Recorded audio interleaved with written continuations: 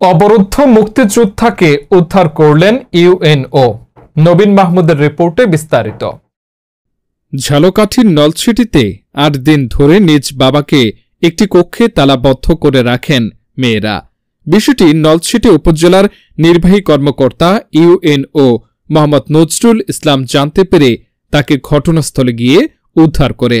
এ সময় সহকারী কমিশনার ভূমি সমাপ্তি রায় উপস্থিত ছিলেন। বুধবার ২৭ নভেম্বর রাত 10:30টার দিকে উপজেলার কুলকাঠি ইউনিয়নের সরই গ্রাম থেকে তাকে উদ্ধার করা হয়। ভুক্তভোগী মোশাররফ হোসেন তালুকদার ওই এলাকার বাসিন্দা। মোশাররফ হোসেন তালুকদার বলেন, আমার স্ত্রী মারা যাওয়ার পরে আমি আমার মেয়েদের অনুমতিতে বিবাহ করি। আমার স্ত্রীকে নিয়ে নলছিটিতে বাসা ভাড়ায় থাকি। গত ১৯ নভেম্বর আমাকে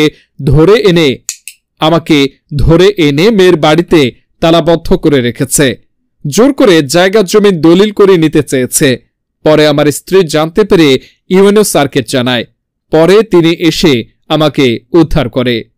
এ বিষয়ে মোশাররফ হোসেনের মেয়ে রেবা আক্তার লাখি আক্তার বলেন, তিনি আমাদের জন্মদাতা পিতা। তিনি আমাদের সবকিছু থেকে বঞ্চিত করছেন, তাই তাকে আটকে রাখা হয়েছে। আমাদের সবকিছু দিতে হবে।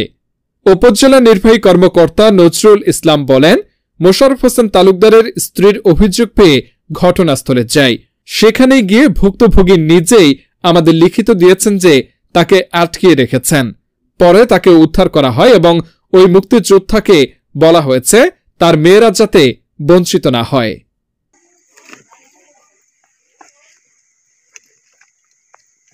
আপনাকে যে আটকে রেখেছে আপনি যারা, ঠিক আছে, ওঠেন গাড়িতে, ওঠেন।